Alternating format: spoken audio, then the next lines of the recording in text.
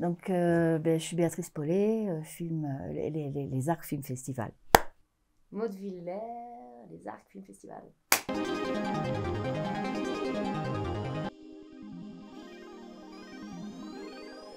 En fait, je connaissais pas non plus le déni, et quand j'ai lu un petit article sur une femme qui avait accouché sans se savoir enceinte, et je me disais mais comment c'est possible, quoi, vraiment. Et du coup j'ai cherché, et plus j'ai cherché, plus j'ai rencontré des gens, des femmes, et j'ai construit une histoire qui est totalement fictionnelle, hein, et un personnage surtout à qui il arrive ça. C'était ça qui me fascinait. C'était comment une femme va se sortir d'une chose pareille. Déjà, elle-même, elle ne sait pas, se sait pas enceinte. Elle découvre le truc. Et puis, on va en plus la mettre en préventive. Donc, elle doit construire sa propre défense alors qu'elle est une victime.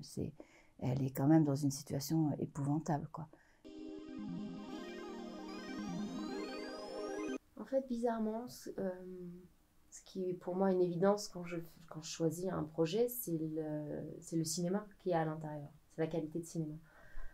Et on peut traiter, il y a des sujets, on peut faire, bien sûr, il y a des films à sujet, mais c'est le comment c'est traité. Et il m'a apparu, et dans ce qu'avait fait Béatrice avant, dans les films qu'elle avait réalisés, et à la lecture du scénario, qu'il y avait un endroit où on pouvait le raconter avec des outils cinéma, avec une temporalité, avec une confiance qui fasse qu'on dépasse le simple outil d'information.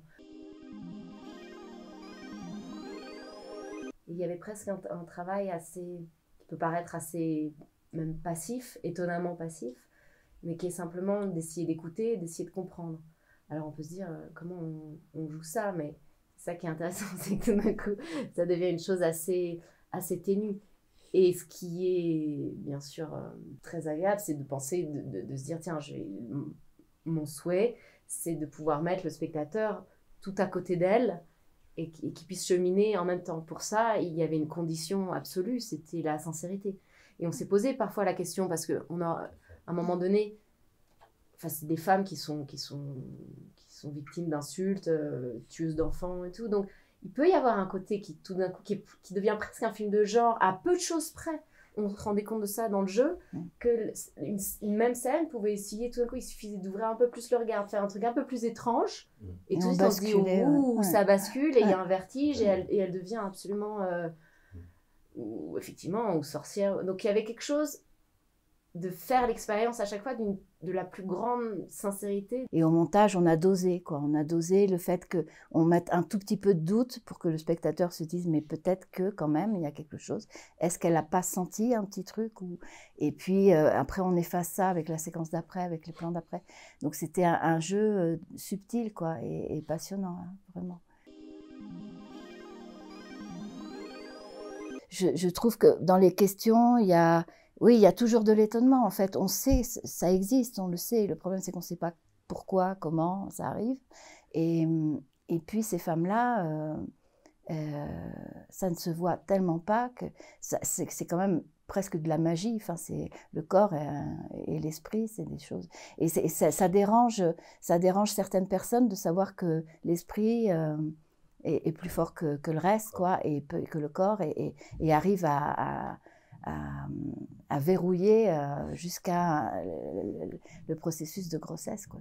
La science n'a pas avancé, hein. Personne ne dit c'est à cause d'un viol ou d'une violence faite aux femmes.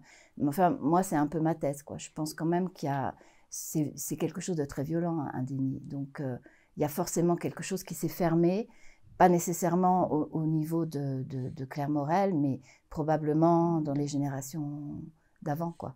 Plein d'autres personnages, quoi. Dit quand même, tout ce qui ne se conscientise pas se transmet. Voilà. Tout ce qu'on ne dit pas, c'est un vertige. Voilà. Passer le moment du vertige, on voit bien que c'est aussi à chaque génération de faire sa propre autocritique et de tâcher d'aller dans le dialogue, même tout le non-dit, pour faire une génération d'après qui respire.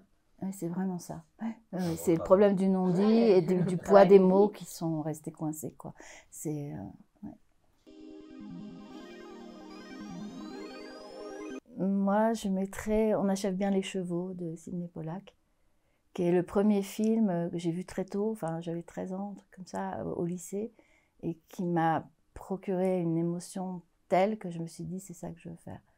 Moi, j'aurais envie de mettre Crash de Cronenberg.